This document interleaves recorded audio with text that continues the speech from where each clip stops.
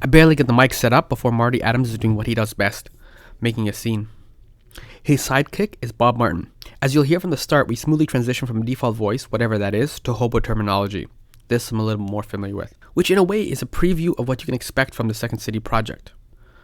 Bob is the showrunner, and Marty is a writer/performer. Together they are part of a team answering the question, what would SCTV look like if it were produced today in an era of social media? They unleash comedy sketches across a variety of platforms, Vine, YouTube, all the sexy ones. The Second City project launched on March 9. Be sure to enjoy the Second City project special airing April 19th on Global. Here now is Marty and Bob. My default voice, you ever heard of that?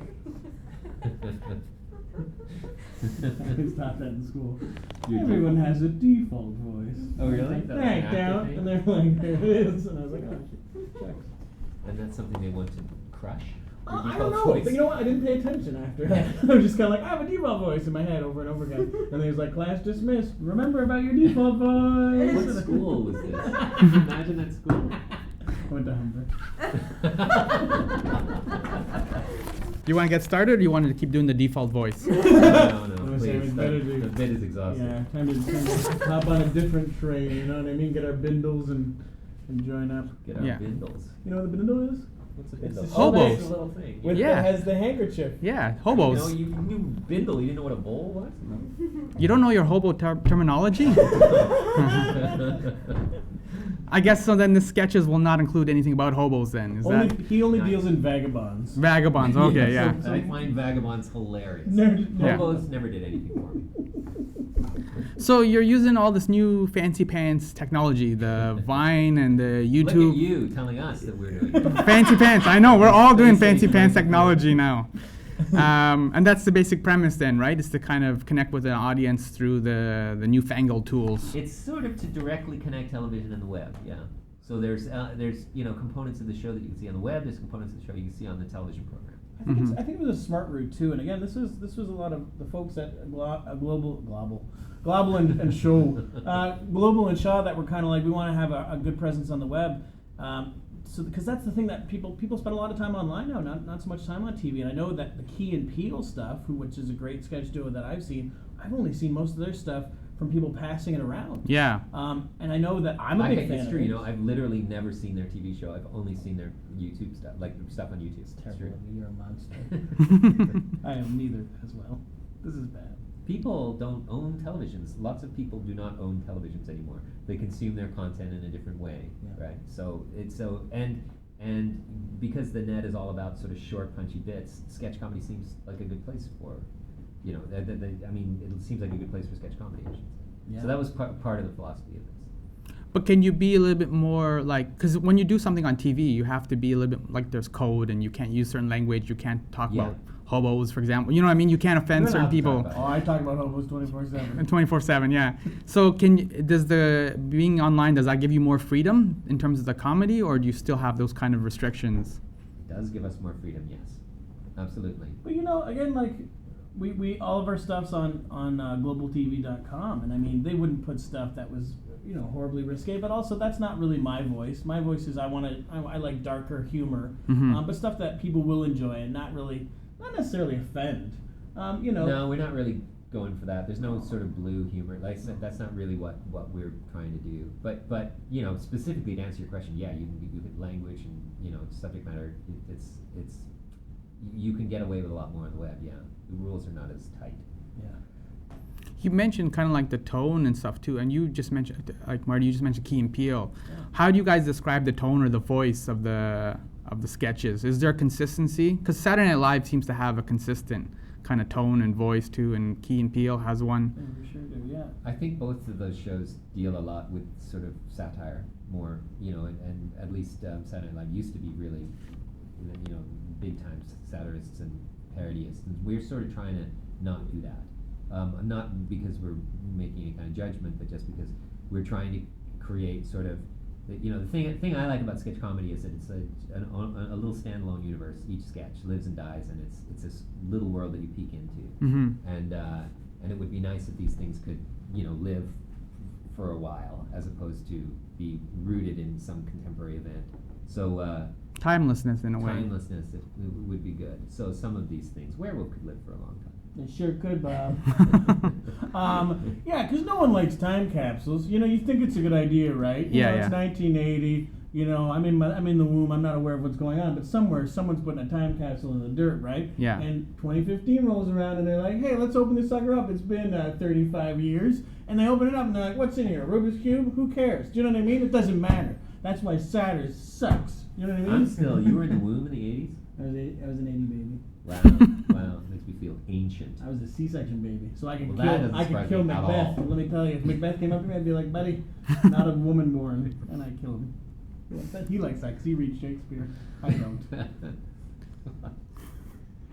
Is that part of the British background? Yeah, keep going. I'm just gonna let you guys go, and then That's a that's mistake. it. I just be like the straight man. I just set it up, and then you guys just run with it. Yeah. And then is that part? I guess that's because you were mentioning Shakespeare. That's your British background. Yes, all British people sit and read Shakespeare. Yeah, I'm just going with stereotypes or time savers. I was born in England, but I was raised in Canada. I consider myself more Canadian than British. Yeah. But one of the things about being Canadian, at least when you were in, I'm not even going to talk about the decade I was born in, but we see British television, right? Mhm. Anyway, when I was growing up, we saw a lot of British television, whereas Americans didn't. So I think Canadian humor is really greatly influenced by British humor. Yeah. I was a huge fan of Monty Python and sort of the sketch stuff that creates complete worlds that live and die. Mm-hmm. Fantastically absurd and literate and interesting. Where do you think, because you just mentioned, there is a good British lineage of comedy, and Canada has one as well. Where does that come from? Is it just because we're cold and that's all we can do is make jokes, or I don't know. People always ask that question. Why Canadians make good comedians? I think it's because we're part of the Commonwealth, you know? And I mean, when we're ruled by a king or a queen, I feel like there's a lot you gotta make fun of, you know? But when you're like in the States and you ain't ruled by nobody, you're just kind of like, I'm gonna do this maybe. You know, there's no focus. And I feel like Britons and Canadians are very focused. This guy loves Benny Hill. Don't get him started. If you ask him about Benny Hill, he's gonna go on and on about Benny Hill. I do like that. I'm not gonna deny that I. You don't can't like deny Benny Hill though. He did his good job. Yeah, fantastic. Yakety Sax is from. Benny Hill? Yeah. There was a National Day of Mourning in China when Benny Hill died. Will there be a National Day of Mourning in China when you die? I don't think so, Marty. Don't know Benny Hill. Well, there'll be a mourning. You know what? There's. I think I remember Don McKellar said something about this, that Canadians. I mean, he didn't exactly say this, but Canadians are sandwiched between two great cultures, the Americans and the British culture, to a certain extent. And so we're we're in a position of observers to a certain extent. We see this massive machine down south of us that's just pouring out, politically they're extreme, culturally they make crazy, programming. And it's just, and we comment on that. And I think as well we comment on this British culture, which is quite different from our own. I think we are in that position, and that naturally creates, people who have an ironic sensibility. I think that's it's part true, of it. yeah, because we're not so enveloped in it, right? Yeah. So we can kind of have the perspective of looking at what the true POV of it. I never actually thought about that. And I think about these things, Sammy. I go home and I go, are we a sandwich? That's what Don McKellar would say verbatim. Yeah. So that's what crosses your mind when you go home after doing all the sketches, eh? Yep, that's what I do. And this guy was on the Edison Twins. I don't know if you know this. Oh, that was a classic. That was a classic show. Yeah. Classic. What was your name on It's that? a loose definition of classic, by the way. What was the name of your character in that? Man. I don't remember. Wasn't it I'm Calculator sorry. Jones or something? It literally was something like that. That deserves a spin-off if you think about it. But it could easily have been. Edison Twins, I believe if you Yeah. type in 8008, it spells boob.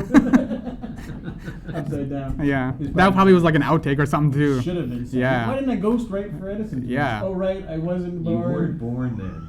My Yeah. God. You could bring it back now though. It's got to be like an anniversary or something. Could you bring it back? Well, this guy has got 18 Maybe the shows on CBC the will air. do it. Maybe, yeah. Well, or maybe Global will have the foresight to take I don't know, that what was idea. it on? Was it on CBC? I don't know. Edison It Twins? was on. I don't I know. don't know. They weren't even twins about.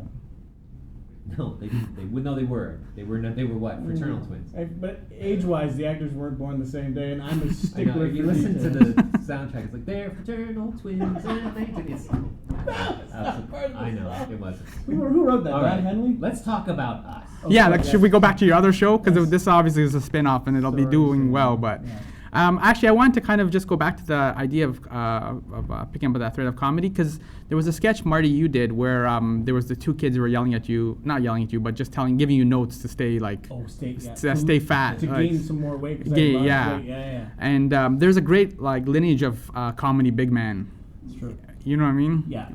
But you need a lot of heart to be a comedy big man. I feel like Well, this is a great question. this is a really good I question. wanna No get one's into actually asked that. that. Yeah. Well, it's one of those things. I've always been kind of like a husky guy, and even when I lose, there was times where I've lost a lot of weight in my life, and even when I was like 215, and I'm 6'1", you know, and I still look heavy. And I think your voice develops between how you come across and how you look. And so I think a lot of times when bigger comedians, you know, like Jonah Hill's not technically a comedian, but when he loses all that weight, he's still funny in, 21 Jump Street, because again he knows who he is and how he comes across. And I think a lot of bigger comedians, if they don't really have a good understanding of who they are inside and what that voice is, when they lose all their weight or what have you, they become not funny because they relied on just the physical nature of how they look and come across. And I try not to be like that. I try not to rely on it, but I know how to use it. I mean, there's times where I went out for auditions and I was like, if I duck my chin this much, Yeah. my giant second chin will come out, and they'll go, ooh, hilarious, let's put him on Rogue or some other show or something. You know what I mean? So Yeah. I'm aware of what it can do. I try not to use it as a crutch, and I love, and that bit was written by Paul Bates, who's a genius, and it said everything that I've ever encountered. Like, I've had discussions with my agent where it was like, she's like, you've lost some weight or whatever, and I'm like, yeah, well, I'll just book more of this type of thing now, or I never worry about it because life's too short. I'm just gonna do what I do best, and that's bring laughter and joy into life. And then, so just quickly, just how are you guys writing the sketches? Is it all kind of improv because of the Second City, or is it when you have a kind of a bare bones outline and then you just kind of improv it as you go along? The sketches, the finished, complete, produced sketches are scripted. So we develop, we talk about them, and there's some improv, in a sense, in the writer's room, because all of these guys are writer-performers, they sort of can't stop themselves from improvising and working out the bit. But generally, people are sent home, they write the sketches, and we polish them and everything, and then we shoot them. All of the writer's room material is all improvised. So that's, with the exception of a couple of small bits, like when we worked with those kids, we had to script the material for them. Yeah. But generally speaking, everything you see in the writer's room was just, let's go with this idea, and we just shot. So I think that's one of the things that's kind of unique about the TV program, is that you get to see highly polished scripted sketch, and you get to see this much looser improv style of comedy. And again, when you're kind of filming improv, you have to have kind of more than one camera capturing everything, because if not, you can't edit it together. And we had an amazing director, Mike Fly, who also edited, I think, pretty much everything. And he's a genius. So again, like, you're only as good as the director and editor, and Mike Fly, Tim Hamilton, also director of the bigger scope stuff. They're geniuses. So you rely on them and you trust them, and we certainly did, and we're really happy with the product. All right, that's good then. So That's great. we've covered hobos, Edison twins. We did everything. Yeah. This is great. Yeah. Ranging. I didn't say multi-platform. It's And I multi-platform. don't believe I used the word zeitgeist in this interview. So. Oh, okay. So we'll have to come, because I think the special comes out April 19th. So I can come It does. back and then you guys can drop all your fancy pants Do come terms. back, yeah. Yeah. After it's a critical, huge success. There you go. I'm sure the ooze will love it.